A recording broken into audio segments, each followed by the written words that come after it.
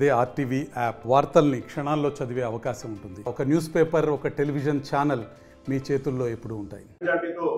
గెలిపించినందుకు మీకు కూడా హృదయపూర్వకంగా ధన్యవాదాలు, శుభాకాంక్షలు తెలియజేస్తూ, నిన్నటి రోజున సూపర్ 6 లో ముఖ్యమైన హామీ స్త్రీ శక్తిని రాష్ట్ర వ్యాప్తంగా ముఖ్యమంత్రి వర్యులు, డిప్యూటీ ముఖ్యమంత్రి వర్యులు, అలానే మా ఎడ్యుకేషన్ మినిస్టర్ అయిన నారా లోకేష్ గారు ప్రారంభించడం జరిగింది. రాష్ట్ర వ్యాప్తంగా ఈ పథకానికి మహిళల నుంచి చాలా అద్భుతమైన స్పందన వస్తుంది.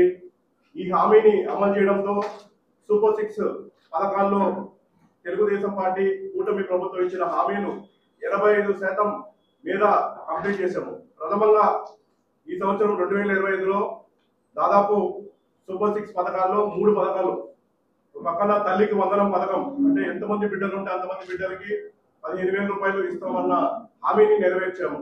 అలానే అన్నదాత సుఖీభవ పథకాన్ని స్టార్ట్ చేయడం జరిగింది. మొదటి వాయిదా కింద 7,000 రూపాయలు ఇవ్వబడింది. అలానే నిన్న స్త్రీలు అది ఏ పర్పస్ మీద వెళ్తున్నామని ఆంధ్ర రాష్ట్రంలో ఎక్కడికి ప్రయాణించాలన్నా బస్సులో ఉచితంగా ప్రయాణం చేసే సౌకర్యాన్ని కల్పించడం జరిగింది. అలానే సైలెంట్ గా ఇంకా కొన్ని పథకాలు ఏదైతే మేనిఫెస్టోలో మేము చెప్పామో దాని మేరకు చేనేత కార్మికులకు 200 నుంచి 500 యూనిట్ల దాకా ఉచిత కరెంటు ఇచ్చాము.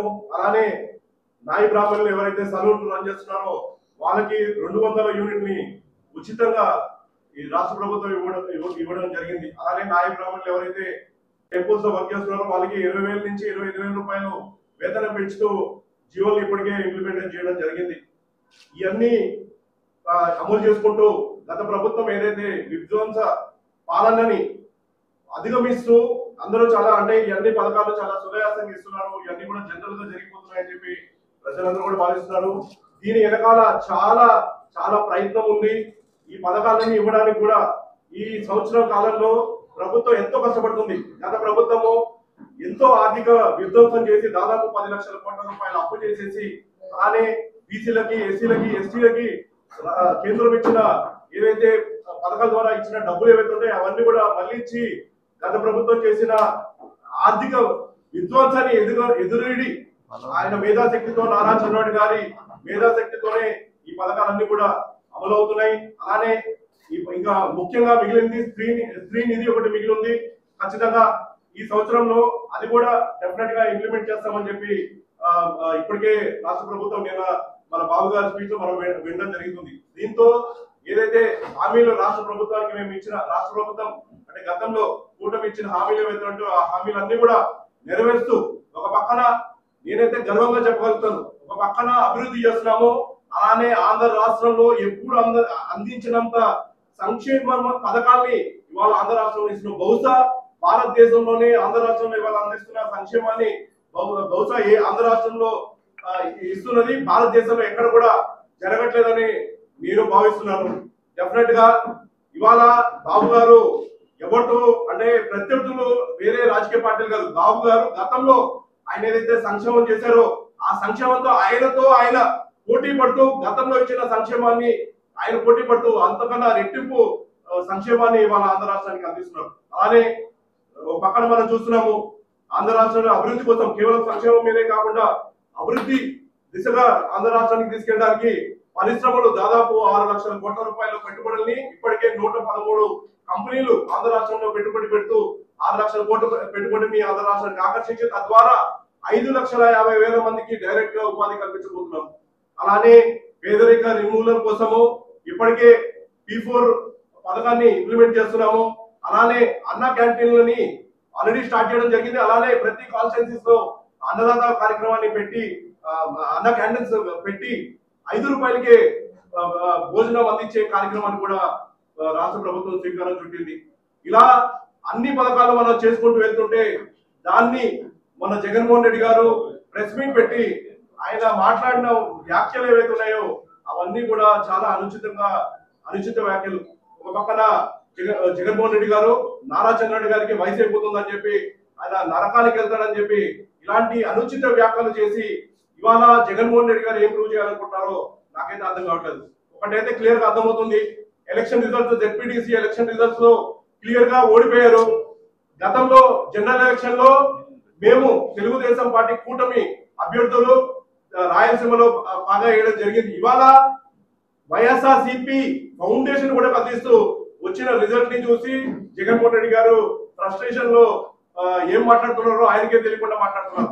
ఇవాళ ఆయన ఏమంటారు అంటే గెలుపుని డైజెస్ట్ చేసుకోలేక వాళ్ళు అక్కడ ఇవన్నీ ఫాల్స్ ఓట్స్ పడ్డాయి, ఫేక్ ఓట్స్ పడ్డాయి అని చెప్పి ఆయన ఫ్రస్ట్రేషన్ లో వెలువడుతున్నారు. ఇవాళ నేను ధైర్యంగా చెప్తున్నాను, ఫేస్ టు ఫేస్ ఛాలెంజ్ చేసి చెప్తున్నాను, ప్రజాస్వామ్యంలో పులివెందుల్లో ఇప్పటి వరకు కూడా క్యాండిడేట్ పెట్టకుండా, అవతల పార్టీ క్యాండిడేట్ పెట్టకుండా యునానిమస్ గా ఆయన జరిపిస్తున్నారు ఎలక్షన్. దాదాపు 30 సంవత్సరాలు ఇలానే జరిపిస్తున్నారు. మొట్టమొదటిసారిగా ప్రజాస్వామ్యం బద్దంగా ఇవాళ అక్కడ ఎలక్షన్ జరిగింది. ఆ ఎలక్షన్ రిజల్ట్ ని మనం చూడడం జరిగింది. అలానే గతంలో చూసాం ఎలక్షన్, తిరుపతి ఎలక్షన్ లో ఎక్కడెక్కడ నుంచో తిరుపతి నుంచి ఓటర్లు తీసుకొచ్చారు. అలానే నగరి, తమ్మలపల్లి ఈ చుట్టుపక్కల నియోజకవర్గాల నుంచి ఓట్లు తీసుకొచ్చి తిరుపతిలో వాళ్ళందరికీ రాంగ్ ఓట్లు వేయించి, దొంగ ఓట్లు వేయించి ఇవాళ జగన్మోహన్ రెడ్డి గారు ఆ ప్రక్రియ, ఆయన ఫాలో అయ్యే ప్రక్రియ ప్రతి ఒక్కరు కూడా ఫాలో అవుతారని చెప్పి ఒక దురుద్దేశపూర్వకంగా ఇవాళ ఆయన వ్యాఖ్యానించడం జరిగింది. ఏజ్ అనేది కేవలం ఒక నెంబర్ మాత్రమే. ఈ నారా చంద్రబాబు గారికి వయసు ఎక్కువ అయిపోయింది, ఆయన ఇంకేంది కృష్ణారామ అనుకోకుండా ఇవాళ రాజకీయాలు చేస్తున్నారని చెప్పి ఇవాళ ఆయన మాట్లాడడం జరుగుతుంది. నేను ఇవాళ జగన్మోహన్ రెడ్డి గారు అంటున్నారు వయసు అనేది కేవలం నెంబర్ మాత్రమే. మీకు 54 ఏళ్ళు, అదే నారా చంద్రబాబు గారికి 74 ఏళ్ళు. కానీ ఆయన పరిగెత్తుతూ గెంతుతూ ఇవాళ బస్సుల పైకి ఎక్కి ఇవాళ ఉత్సాహంగా ప్రజలకి ఏం చేయాలన్నా కూడా ఉత్సాహంగా ఆయన చేస్తున్నారు. అలానే మీరు అధికారంలో ఉన్నప్పుడు చూసాం, వంగలేక ఎక్కలేక నడవలేక ఇబ్బంది పడిన మీరు ఇవాళ చంద్రబాబు గారి వయసు గురించి మాట్లాడుతున్నారు అంటే చాలా హాస్యాస్పదంగా ఉంది. ఇవాళ నేను జగన్మోహన్ రెడ్డి గారికి క్లియర్ గా చెప్తున్నాను, వయసు పెరుగుతూ ఆయన అనుభవాన్ని ఇవాళ ఆంధ్ర రాష్ట్రం మనం అభివృద్ధి పరచడానికి, సంక్షేమం దృష్టిగా ముందు తీసుకెళ్ళడానికి, పారిశ్రామికంగా ముందు తీసుకెళ్ళడానికి, బీసీలకి, ఎస్టీలకి, ఎస్సీలకి సంక్షేమంలో అందించడానికి ఇవాళ ఆయనకున్న అనుభవాన్ని ఆయన పెడుతున్నారు. వయసు అనేది ఆయన చూడట్లేదు. ఎటువంటి కార్యక్రమం అయినా కూడా ఆయన ఉత్సాహంగా చేస్తున్నారు. ఇవాళ జగన్మోహన్ రెడ్డి గారు, నేను అడుగుతున్నా మిమ్మల్ని, మీరు ఏం చేశారు? గతంలో మీకు అధికారం ఇచ్చారు, అధికారంలో ఇచ్చినప్పుడు మీరు ఏం చేశారు? కనీసము మీరు ఇచ్చిన హామీని కూడా నెరవేర్చలేని పరిస్థితిలో ఇవాళ మీరుంటే, మీరు మా నాయకుల్ని ఇలా అవమానకరంగా మాట్లాడటం చాలా ఖండించే విషయం. నేను అడుగుతున్నా, ఇవాళ మా నాయకుడు నరకానికి వెళ్తారని చెప్పన్నారు, మరి మీరు చేసిన దానికి మీరు ఏ లోకంకి వెళ్తారో మీరే చెప్పాలని చెప్పి నేను ఇవాళ మిమ్మల్ని సూటిగా ప్రశ్నిస్తున్నాను. ఖచ్చితంగా నేనైతే చెప్పగలను, రానున్న రోజుల్లో ఇప్పుడు ఏ విధంగా అయితే మేము జెడ్పీటీసీ ఎలక్షన్ కానీ, ఎంపీటీసీ ఎలక్షన్ కానీ జరిగిన ఎలక్షన్ ఏ విధంగా అయితే మ్యాండేట్ వచ్చిందో, రానున్న స్థానిక సంస్థల ఎలక్షన్లు కూడా ప్రతి చోట తెలుగుదేశం పార్టీ జెండా ఎగరైపోతున్నాము. అలానే మీకైతే నాకు దగ్గర సమయంలో రానున్న 10-15 ఏళ్ల పాటు మీరు ఎక్కడ కూడా కనుమరుగు అయిపోతారు. అసలు మీరు దగ్గర కూడా ఉండాలనేది అయితే క్లియర్ గా కనిపిస్తుంది. డెఫినెట్ గా 2029 కాదు, ఆ తర్వాత వచ్చే ఎలక్షన్ కూడా తెలుగుదేశం పార్టీ జెండా అన్ని నియోజకవర్గాలు ఎగరేస్తాం, వైఎస్ఆర్సీపీ భూస్థాపితం అవుతుందని చెప్పి చెప్పడంలో నాకైతే ఎటువంటి సందేహం లేదు. డెఫినెట్ గా ఇంకా మంచి చేయాలనే ఆలోచన ఉంది. చాలా ఆంధ్ర రాష్ట్రానికి చేయాల్సినవి చాలా ఉన్నాయి. చెప్పిన హామీలు నెరవేరుస్తూ చెప్పని కూడా చాలా హామీలు తెలుగుదేశం పార్టీ కూటమి అండతో మనం చేపట్టబోతున్నాం. కేంద్రం సపోర్ట్ ఇవాళ చాలా అద్భుతంగా మనకుంది. బీజేపీతో మనం అలయన్స్ లో ఉండడం వల్ల ఇవాళ కేంద్రం నుంచి వచ్చే మన నిధుల వల్ల మనం ఇవాళ అమరావతి డెవలప్మెంట్ చేసుకోగలుగుతున్నాము, పోలవరం నిర్మాణం చేసుకోగలుగుతున్నాం. అలానే ఏవైతే నీటి ప్రాజెక్ట్స్ ఉంటాయో అవన్నీ కూడా మనం కొత్తగా చేపట్టడానికి మన రాష్ట్ర ప్రభుత్వం పూనుకుంది. డెఫినెట్ గా మన పోలవరాన్ని పూర్తి చేస్తాం, జాతికి అంకితం చేస్తాం. అలానే అమరావతిని కూడా పూర్తి చేసే విధంగా మొదటి ఫేజ్ ని పూర్తి చేసేదానికి అడుగులన్నీ కూడా పడుతున్నాయి. అలానే మనం చూస్తున్నాం, గ్రామాల్లో రోడ్లు పడుతున్నాయి, డ్రైనేజీలు జరుగుతున్నాయి. అలానే అభివృద్ధి పనులు ఏవైతే రోడ్లు నేషనల్ హైవేస్ ఉన్నాయో నేషనల్ హైవేస్ డెవలప్మెంట్ జరుగుతుంది. అలానే సింగిల్ రోడ్లని డబుల్ రోడ్లు చేయడం జరుగుతుంది. అలానే అభివృద్ధి పనులు అన్ని కూడా ముందుకు సాగుతున్నాయి. ఖచ్చితంగా రానున్న రోజుల్లో పెద్ద ఎత్తున పరిశ్రమలు ఇక్కడ పెట్టుబడి పెడతాయి, రాష్ట్ర ఆదాయాన్ని పెంచుతాము. ప్రజలకి ఆనందంగా ఉండడానికి, సుభిక్షంగా ఉండడానికి అన్ని కూడా మా కూటమి అధికారంలో ఉండి మా ముఖ్యమంత్రి గారు నారా చంద్రబాబు గారు ఖచ్చితంగా చేపడతారని చెప్పి చెప్తున్నాం. రైతులు సుభిక్షంగా ఉండడానికి, ఎస్సీలు సుభిక్షంగా ఉండడానికి, ఎస్టీలు సుభిక్షంగా ఉండడానికి, గిరిజనులు అలానే అన్ని వర్గాల ప్రజలు సుభిక్షంగా ఉండడానికి అవసరమైన అన్ని యాక్టివిటీస్ మేము చేపడతాము.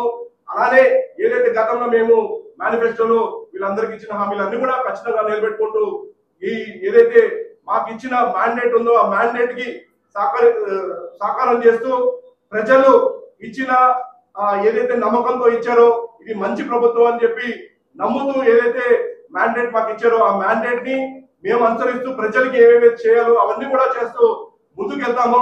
మేము ఇవాళ స్ట్రైట్ గా జగన్మోహన్ రెడ్డి గారిని మీరు ఏదైనా చర్చించాలంటే డెవలప్మెంట్ మీద చర్చించాలంటే దానికి మేము సిద్ధంగా ఉన్నాం. ఎక్కడైనా చర్చిద్దాము, ఏ విషయం మీద చర్చిద్దాం. మీరు కానీ మీ నాయకులు కానీ ఓపెన్ ఛాలెంజ్ చేస్తున్నాం. ఏ విషయం మీద అభివృద్ధి పనుల మీద సంక్షేమం మీద చర్చించడానికి మేము సిద్ధంగా ఉన్నాం. కానీ ఇలాంటి ఈ అనుచిత వ్యాఖ్యలు చేస్తే మాత్రం సహించమని చెప్పి ఈ రోజున తెలుగుదేశం పార్టీ రిప్రజెంటేటివ్ గా నేను కూడా వార్న్ చేస్తున్నాను. డెఫినెట్ గా రానున్న రోజుల్లో ప్రజలే మీకు బుద్ధి చెప్తారు అని సందర్భంగా తెలియజేస్తూ ఈ అవకాశం కల్పించినందుకు ఆంధ్ర రాష్ట్ర ప్రజలకి అలానే ముఖ్యంగా పత్రికా మిత్రులందరూ కూడా హృదయపూర్వకంగా ధన్యవాదాలు తెలియజేసుకుంటూ సెలవు తీసుకుంటారు. అదే నేను చెప్తున్నా, ఇందాకే చెప్తున్నాను, జగన్మోహన్ రెడ్డి గారికి ఏంటంటే ఆయన కేవలము ఈ దొంగ ఓట్లు వేసి గెలవడము, అలానే ఈ ఫాల్స్ ఓట్లు క్రియేట్ చేయడము, లేని ఓట్స్ ని క్రియేట్ చేసి ఏ విధంగా అయితే మనము ఎలక్షన్ కండక్ట్ చేస్తాం ఈ మాత్రమే తెలుసు. జగన్మోహన్ రెడ్డి గారికి ప్రజాస్వామ్యంతో గెలవడము, ప్రజల ఓటుతో గెలవడం అనేది తెలియదు. అందులో దానికి ఆయన ఉద్దేశం ఏంటో క్లియర్ గా తెలుసు. ఇవాళ మనం ఎంత సంక్షేమం అందిస్తున్నాం, ఇవాళ కూటమి ప్రభుత్వం ఎంత సంక్షేమం అందిస్తుందో ప్రజలందరూ కూడా చూస్తున్నారు, చాలా ఆనందంగా ఉన్నారు. గతంలో లేని స్వేచ్ఛ ఇవాళ ప్రజలందరూ కూడా అనుభవిస్తున్నారు. దానికి నిదర్శనమే ఈ వచ్చిన ఏదైతే రిజల్ట్ మనకి క్లియర్ గా తెలుస్తుంది.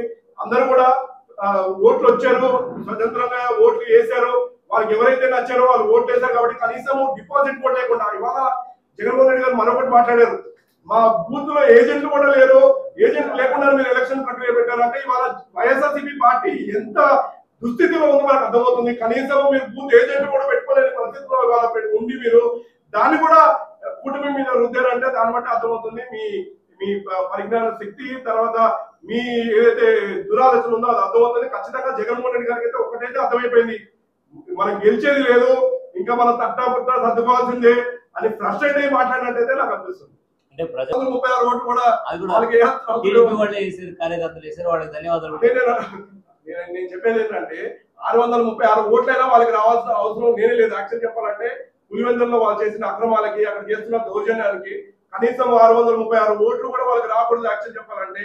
కానీ వాళ్ళ బేస్, వాళ్ళ ఫౌండేషన్ అది కాబట్టి ఏదైతే పులివెందుల వాళ్ళ ఫౌండేషన్ అలానే చాలా డబ్బు వాళ్ళ మాకు తెలిసిన ఇన్ఫర్మేషన్ ఏంటంటే వాళ్ళ నాయకులు అందరూ కూడా ప్రతి ఒక్కరికి కాల్ చేసి మీకు డైరెక్ట్ గా మేము ఫోన్ పే చేస్తాము, గూగుల్ పే చేస్తాము, ఇంత డబ్బు ఇస్తామని చెప్పి ఆ పెట్టిన ప్రలోభాలకి వచ్చిన ఓట్లే 636 ఓట్లు. కానీ వాళ్ళు ఎలక్షన్ ఎక్కడ కూడా చేయలేదు. కనీసము బూత్ లో ఏజెంట్ పెట్టుకోలేని శక్తిలో వాళ్ళ వైఎస్ఆర్సీపీ పార్టీ ఉంది. అదే దానికి క్లియర్ ఇండికేషన్. తెలుగుదేశం పార్టీ 2014 నుంచి 19 దాకా అధికారంలో ఉన్న సమయంలో నారా చంద్రబాబు గారు రాష్ట్రం విడిపోయిన ఆ సంక్షోభంలో కూడా ఆయన ఎన్నో మంచి కార్యక్రమాలు పక్కన బీసీలకి, ఎస్సీలకి, ఎస్టీ కార్పొరేషన్ ఏర్పాటు చేసి ఆ కార్పొరేషన్ ద్వారా ఎన్నో సంక్షేమ కార్యక్రమాలు ఆయన అందించడం జరిగింది. అలానే ఎన్నో మంచి కార్యక్రమాలు మనం చూసాము, నీరు చెట్టు కింద, అలానే రోడ్స్ డెవలప్మెంట్ కానివ్వండి, ఇలాంటి ఎన్నో పనులు చేస్తూ ఆయన ముందుకు సాగారు. కానీ 2019లో అధికారంలోకి వచ్చిన జగన్మోహన్ రెడ్డి గారు ఏం చేశారు? 5 ఏళ్లలో కేవలము దౌర్జన్యం తప్ప ఎక్కడ కూడా 5 ఏళ్లలో ప్రజా పరిపాలన ఎక్కడ కూడా జరగలేదు. డాక్టర్ సుధాకర్ గారు ఎస్సీ సామాజిక వర్గం సంబంధించిన ఆయన కేవలం మాస్ కరిగారు అని చెప్పి ఆయనని పిచ్చోడుగా చిత్రీకరించి నడి రోడ్డు మీద గుండు కొరిగించి ఆయన ఆత్మహత్య చేసుకునే విధంగా చేశారు. చంద్రయ్య ఆయన చనిపోవడానికి కారణం మీ పార్టీ. అలానే స్వేచ్ఛ వాయులు, మహిళల పైన దాడులు బాగా పెరిగిపోయి 2019 నుంచి 2024 దాకా బాగా పెరిగిపోయి అన్ని కూడా అంటే కేవలము విధ్వంసంతోనే రాష్ట్రాన్ని నడిపి ఇవాళ మీరు స్వేచ్ఛ వాయువులు లేవు ఇవాళ ఆంధ్ర రాష్ట్రంలో అని చెప్తుంటే అది హాస్యాస్పదంగా ఉంది. డెఫినెట్ గా జగన్మోహన్ రెడ్డి గారికి ప్రజలు ఆల్రెడీ మీరు చేసిన దౌర్జన్య పాలనకి ఆ సమాధానం 2024 ఎలక్షన్ లో చెప్పడం జరిగింది. రానున్న రోజుల్లో కూడా ఖచ్చితంగా కనీసము జగన్మోహన్ రెడ్డి గారికి మాట్లాడే నైతిక హక్కు కూడా లేదని చెప్పి నేనైతే భావిస్తున్నాను. ఎందుకంటే ఆయన చేసిన పరిపాలన అందరూ కూడా క్లియర్ గా ఆంధ్ర రాష్ట్ర ప్రజలందరూ కూడా తెలుసు. దాన్ని బట్టి ఆయనకు వచ్చిన మ్యాండేట్ ఇంకా రానున్న రోజుల్లో కూడా స్థానిక సంస్థలు కానివ్వండి, రాబోయే ఎలక్షన్ కూడా, జనరల్ ఎలక్షన్ కూడా ఆ సమాధానము ప్రజలు ఓట్ల రూపాన ఆయనకి తెలియజేస్తారని చెప్పి ఈ సందర్భంగా నేను తెలియజేస్తాను. మరిన్ని వీడియోస్ కోసం ఛానల్ ని సబ్స్క్రైబ్ చేయండి, లేటెస్ట్ అప్డేట్స్ కోసం వాట్సాప్ ఛానల్ ని ఫాలో చేయండి అండ్ లింక్ డిస్క్రిప్షన్ లో